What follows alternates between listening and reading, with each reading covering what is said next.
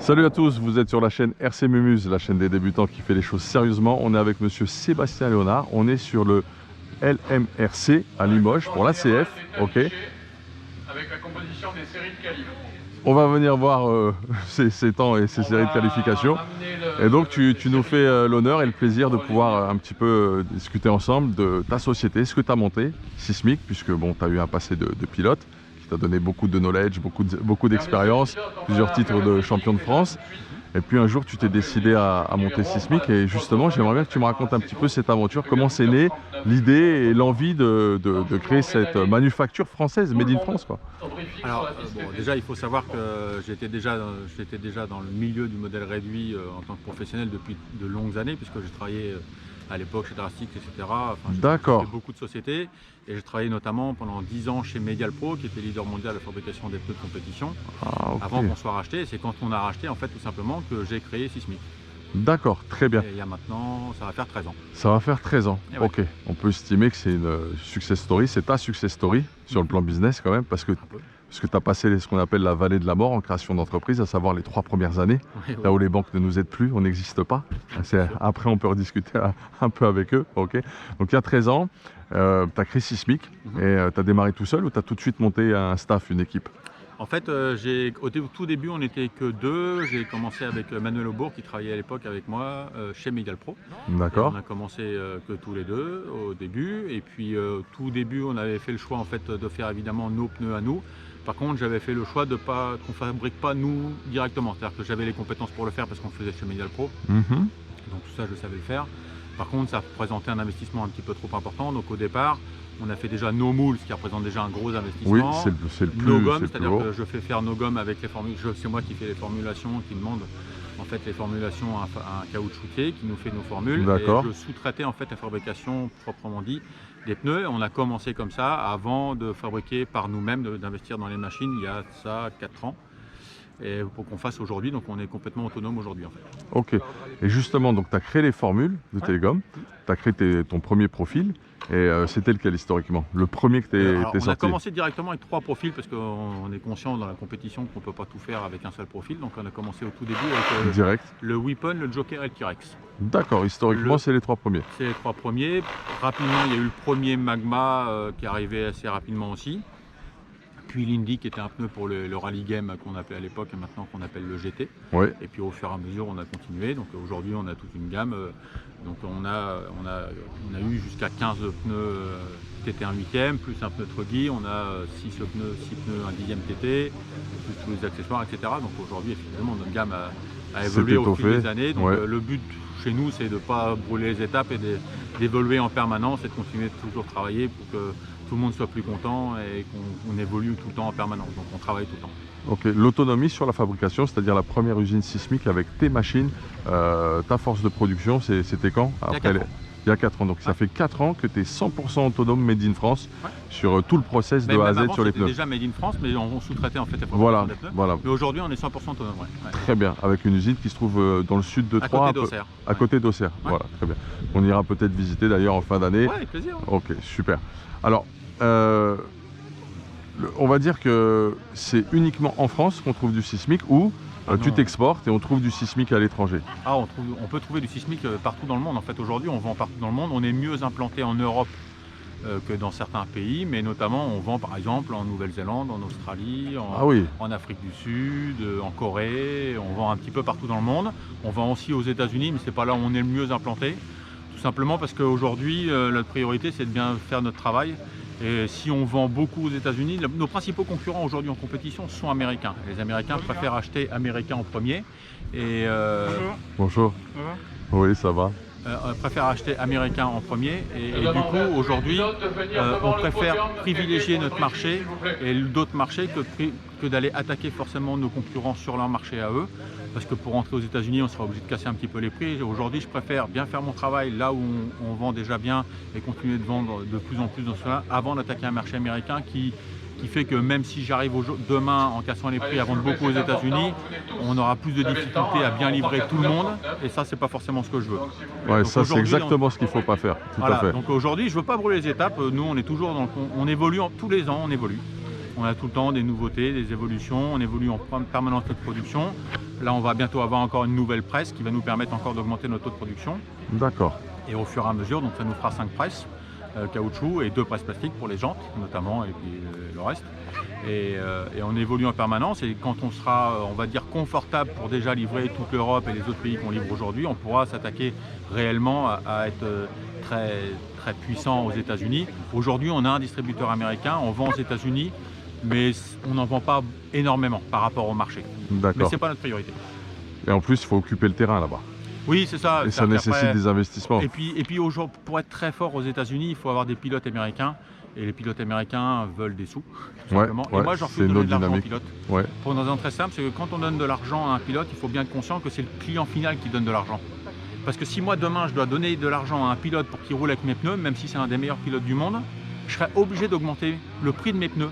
Et donc, c'est mon client final qui va payer le pilote, en fait.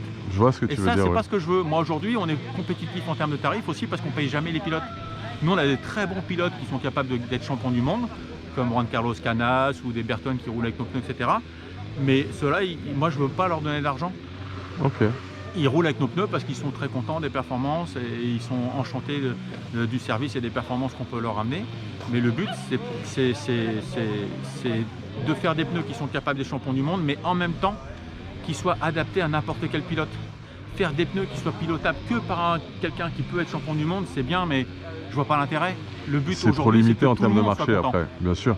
Et je vois encore récemment, on a trouvé des nouveaux très bons pilotes capables de gagner de très grandes courses. Et leur réflexion, là j'ai encore une réflexion, je pense à ça parce que c'était il y a 2 jours.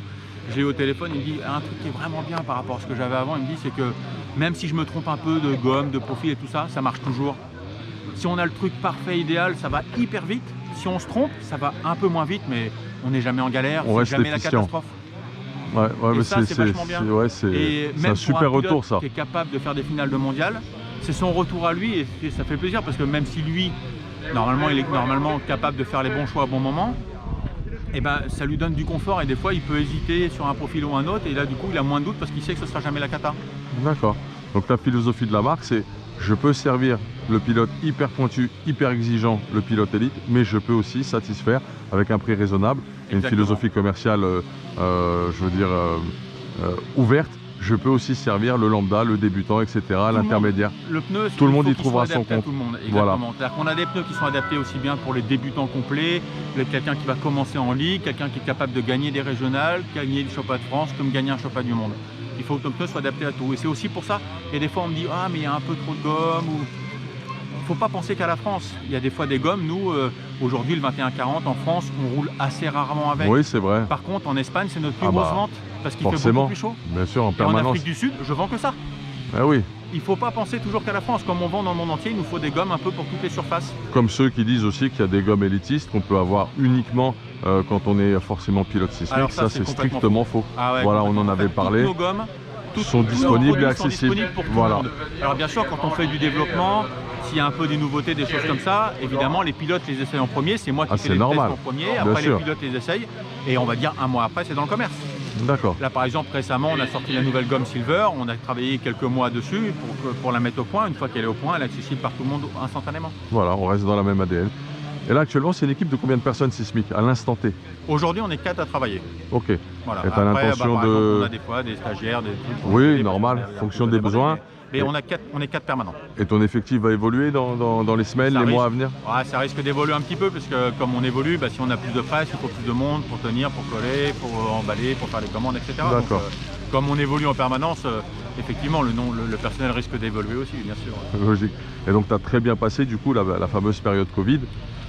Oui, honnêtement, pendant la période Covid en elle-même, forcément, c'était beaucoup plus calme parce que forcément, il y a très peu de monde qui pouvait rouler. Moins de pratiquement compètes, personne qui pouvait voilà, rouler. moins d'entraînement. Maintenant, aujourd'hui, on vend très bien, il n'y a aucun souci, on vend très bien partout. Et en distribution en France, où est-ce que nous, à part chez Monsieur Vartel, que nous on connaît très bien et qu'on salue, où est-ce qu'on peut trouver facilement tes produits, je crois, RC Ouais, Team aussi, Je ne peux pas citer tous les magasins parce qu'il y en a quand même Il y en a plusieurs, beaucoup. hein, il y en a quand même pas mal. physique et e-shop. Exactement. Ok. Aujourd'hui, on vend, on va dire, 90% des magasins qui existent en France. Ok, donc tu as une Donc- distribution nationale, Bien sûr. tu couvres parfaitement tout le territoire français. Les Absolument. dom-tom aussi? Oui, absolument. Ok, très bien. Via leur intermédiaire. Aujourd'hui, on vend dans tous les magasins français, belges, hollandais. Et en dehors, voilà. Super. En Espagne, en Italie, en Allemagne, partout. Impeccable. Et est-ce qu'il y a une nouveauté qui va arriver? Est-ce que tu peux nous annoncer peut-être une exclusivité pour les mois à venir? Un nouveau produit, un nouvel outil, un nouveau pneu sismique? On travaille tout le temps, hein, ça c'est une évidence. Après, allez, on peut dire qu'il va y avoir un nouveau pneu, un 10e tout-terrain cet hiver. Ah, t'attaques le indice. Ah, j'attaque pas parce qu'on a déjà quelques pneus. Hein. Ah, j'avais pas vu, autant pour moi. Ouais, on a déjà plusieurs pneus. Tu renforces l'offre alors? Voilà, je renforce l'offre. En fait, on va sortir un nouveau pneu spécial Moquette US. Ok, d'accord, Voilà. très bien. Et tu distribues aussi en B2B du châssis? Alors en fait, on est distributeur de plusieurs autres produits. C'est-à-dire qu'aujourd'hui, en étant fabricant, on fabrique effectivement nos pneus, etc. Mais on a aussi toute une gamme d'accessoires comme les huiles silicone, des outils, des options, etc. Tout ce qui existe Optima, en fait, c'est des produits que nous on développe, souvent que je dessine, que je fais fabriquer, alors des choses qu'on fabrique nous, des choses que je sous-traite, parce que des choses en aluminium ou dans ces ionisations, etc. On ne fait pas tout ça en interne évidemment, mais on sous-traite, mais c'est nous qui pensons les produits, qui les développons, qui les faisons. Donc on a toute notre gamme de produits et d'accessoires comme ça qu'on vend aussi dans le monde entier. Et après, pour le territoire français et belge, on est distributeur notamment de plusieurs produits, comme par exemple HB Racing, comme par exemple T-Works. Il va falloir qu'on essaye ce châssis là sur la chaîne. Ouais. Voilà, il y a plusieurs marques comme ça sur lesquelles on est distributeur, mais par contre que pour le territoire français et belge. Ah bah ça c'est bien, et T-Works, donc c'est vraiment le gros optionneur hein, qui... Ouais, c'est un optionneur. Ils n'arrêtent pas de sortir toutes les semaines, il y a des nouveautés, ça n'arrête pas, c'est pas facile à suivre T-Works. Ouais, mais même pour nous, des fois, ils sortent des ventes. Ils carburent, ils sont incroyables. Ok, super. Et là en fait, tu es souvent sur les events, tu accompagnes souvent tes pilotes, c'est pas la première fois que je te croise. Pas que mes pilotes. Ah, si je peux me permettre. En fait, effectivement, je viens souvent avec des pilotes, etc. Et tes clients et futurs clients. De travailler, de faire. Moi, je suis là pour le. Ah, il y a une belle ambiance là, hein, tu as vu? Moi, je suis là pour essayer de faire des bons résultats, forcément, aux pilotes qui roulent avec nos pneus, mais pas forcément que nos pilotes officiels. C'est-à-dire que n'importe quel utilisateur de sismique est susceptible de venir me voir pour que je puisse l'aider aussi bien pour le réglage de sa voiture, même si c'est pas. Alors évidemment, quand c'est une voiture HB Racing qu'il a tout le package complet chez moi, c'est beaucoup plus facile parce que je lui dis tu fais exactement. Oui, tu as tes repères, tu la connais par cœur. Je la connais par cœur, on peut donner toutes les infos et en plus j'ai mes pilotes à moi qui sont là pour avoir leur ressenti, leurs infos, et donc on peut travailler dans le bon sens et faire évoluer plus vite. Mais quelqu'un qui a une voiture d'un autre châssis, s'il a des soucis, il ne faut pas qu'il hésite à venir me voir. Je peux le conseiller, savoir dans quel sens il doit aller. À partir du moment où il me donne un peu les infos, puis si je regarde rouler, je peux être capable de lui donner un peu des informations pour l'aider à évoluer. D'accord. Donc aujourd'hui, n'importe quel client qui roule avec des pneus sismiques est susceptible de venir me voir pour que j'essaie de l'aider. C'est aussi simple que ça. Très bien. Après, évidemment, le team, il est là pour l'image, etc. Donc, je suis là pour mes pilotes. Ça fait partie un petit peu du service qu'on essaie d'amener. C'est-à-dire qu'aujourd'hui, quand on roule sismique, c'est pas que avoir des bons pneus. Oui. Et en plus, Sismic gagne en fait. Les pneus ont gagné des titres, bien sûr à travers des châssis et des pilotes. Mais ils sont aux avant-postes et des résultats internationaux, même européens. Je crois que bien sûr. Hein. Ça a donné quoi ces derniers temps? Par exemple, cette année, si on parle de cette année, on a quand même gagné le Grand Prix de Montpellier, qui était la plus grande course de l'année. En fait, le plateau était très relevé, tout à fait. Absolument. Ah ouais, fantastique. On fait les deux premiers. Ah d'accord. On fait la pole, on fait les deux premiers. On avait 6 pilotes en finale sur 12, donc on était hyper bien représentés. Une piste pas facile. Je l'ai jamais faite, je l'ai jamais roulée. Je le ferai certainement, mais pas facile en plus de trouver les bonnes gommes, le bon dessin. Ok. Mais après, je le dis souvent, il ne suffit pas d'avoir un bon pneu. Enfin, gagner des courses à Pattaya, c'est bien, mais par exemple, en tant que client français, ce n'est pas les pneus qui ont gagné à Pattaya qui sont importants. C'est clair. Montpellier, par contre, ça parle. Là, on est sur la Coupe de France brushless à Limoges. Là, c'était les essais chronométrés ce matin. Et sur les essais chronométrés ce matin qui servent au Seeding, on a les 5 premières places en sismique. Donc ça prouve que les pneus marchent en France. C'est éloquent, effectivement, ça marche très très bien en France. Et tes pilotes, est-ce que tu les objectives? Est-ce que ils ont quand même un devoir de résultat ou un devoir d'excellence? Est-ce qu'il y a quand même un coaching à ce niveau-là? Alors déjà, il faut savoir que j'ai souvent des demandes de sponsoring, mais tout le monde ne peut pas devenir instantanément pilote sismique. Il faut d'abord faire ses preuves avant de pouvoir être aidé directement par nous. C'est-à-dire que n'importe quel pilote, je peux les aider, comme je le disais, au niveau des réglages, etc. Mais pour avoir une aide au niveau des tarifs, etc., il faut déjà avoir fait ses preuves en termes de résultats. Après, c'est plutôt moi qui vois le talent entre guillemets de chacun, le soin de chacun. Ok, ça c'est l'aspect recrutement. L'aspect recrutement, mais une fois qu'ils sont devenus pilotes, en fait, la seule obligation qu'ils ont, c'est une question de respect. C'est-à-dire que la voiture doit être préparée correctement, ils doivent être respectueux envers le matériel, respectueux envers les autres clients. C'est-à-dire que si un client vient les voir en demandant des renseignements, etc., il doit avoir l'obligation de pouvoir les aider. Comme tu le fais. Exactement. Okay. Ils le font pas exactement comme moi, parce que moi c'est aussi mon métier, j'ai plus d'expérience qu'eux, puis moi je les aide eux, donc voilà. Ils peuvent aider à peu près n'importe qui, donc il ne faut pas hésiter à aller voir un pilote sismique, il a l'obligation de pouvoir vous aider tant qu'il peut. Très bien. Évidemment, il ne faut pas aller voir quand il est en train de piloter, des choses comme ça. Ouais, c'est logique. Ouais. Mais on ne peut pas monter sur le podium comme on veut, là maintenant ça va, c'est cadré. Mais je dis ça, c'est parce que ça m'est arrivé, moi à l'époque où même encore je roulais au meilleur niveau, qu'on est venu me voir pendant pleine qualif en me disant, Monsieur Léonard, j'ai besoin de vous. Ouais, mais là je suis en train de rouler. Ok, un enthousiasme débordant, effectivement, pas simple à gérer. Mais voilà, après l'obligation, c'est plus de respecter le matériel et d'obliger. L'obligation de résultat, on peut toujours être obligé on demande toujours le meilleur résultat possible, mais on ne peut pas obliger d'être meilleur que ce qu'on est. Moi, je suis là aussi pour essayer d'aider les pilotes, c'est-à-dire que je les aide aussi bien sur le réglage, les setups, mais aussi sur la façon d'aborder les courses, la façon de piloter. Je les prends en casque, je leur donne des conseils, Oui, je te vois faire ça maintenant régulièrement. Plein de choses. Après, on a aussi fait par exemple un stage sismique l'année dernière où on a invité tous les gens qui roulaient avec HP Racing et sismique de venir. Et on a fait un stage où j'ai même pris le petit tableau blanc pour expliquer des choses, etc. Et on a appris, les gens étaient super contents. Une sorte de séminaire quoi, pour fédérer et puis distribuer la connaissance. Ouais, parce qu'il y a des fois des choses qui, en tant que très bon pilote ou pilote de haut niveau, qui nous paraissent évidentes, mais quand on débute, évidemment, ça ne l'est pas. Et il faut commencer les bases par les bonnes bases. Donc ça veut dire que déjà, il faut commencer par exemple à apprendre à régler sa radio, ce qui peut paraître tout bête, mais 9 radios sur 10 que je peux regarder, elles sont mal réglées. Je pense que la mienne aussi. Je pense aussi. Certainement. Certainement. Mais on pourra regarder tout à l'heure si tu veux. Oui, c'est vrai, c'est vrai. Et pour terminer, puisqu'il faut qu'on écoute aussi le brief, là on va se faire tirer les oreilles, si tu avais un conseil à donner pour celui qui va envisager de prendre du pneu sismique, c'est, je vais te laisser le dire parce que c'est un conseil que j'ai appliqué il n'y a pas longtemps. Si tu avais un conseil à donner, le premier geste clé avant de commencer à prendre ces pneus, c'est quoi exactement? En fait, quand on choisit ces pneus pour la compétition, tout dépend du niveau auquel on participe et du niveau qu'on cherche à avoir. C'est-à-dire que quand on commence et on débute, c'est pas la peine d'avoir des tonnes de pneus pour s'y perdre et pas savoir mettre lequel. Parce que quand on met le moins bon, c'est pas la peine d'en avoir beaucoup parce que si on met pas le bon au bon moment, en fait, c'est pas forcément un avantage. Il vaut mieux quand on commence privilégier un profil très polyvalent. Alors quand on est vraiment très débutant, le réflexe par exemple est le pneu idéal parce que c'est un pneu qui est hyper polyvalent, qui est de la poussière, pas de poussière, il marche tout le temps, il n'y a aucun souci.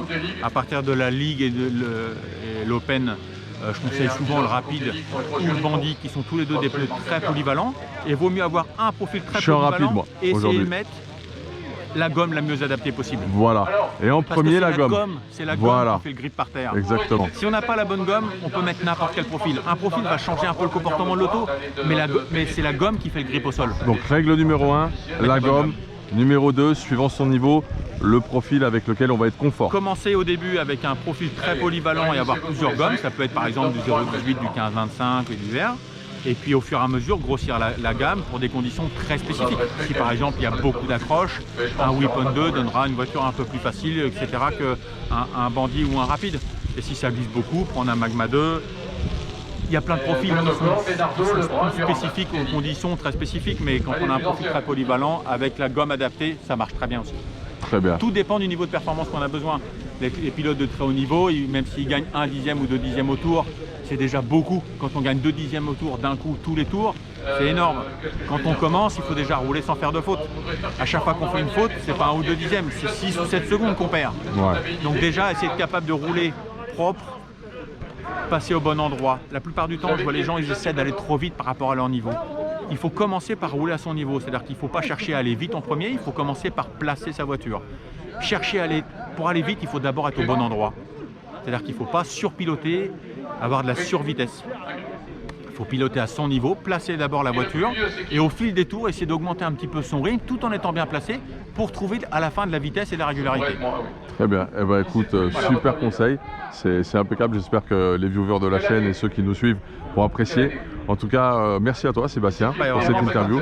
J'espère qu'il y aura d'autres moments, justement le cas sur le fait de venir te visiter pour la fin de l'année, lorsque tout sera prêt. On peut faire d'autres interviews, on peut parler de plein de choses, on pourra en parler pendant des heures et des heures, plein de choses à parler, c'est clair. En tout cas, merci à toi. On recommencera sur ce type de format avec grand plaisir. Vous étiez sur la chaîne RC Mumuse, la chaîne des débutants qui fait les choses sérieusement. Big up, hey!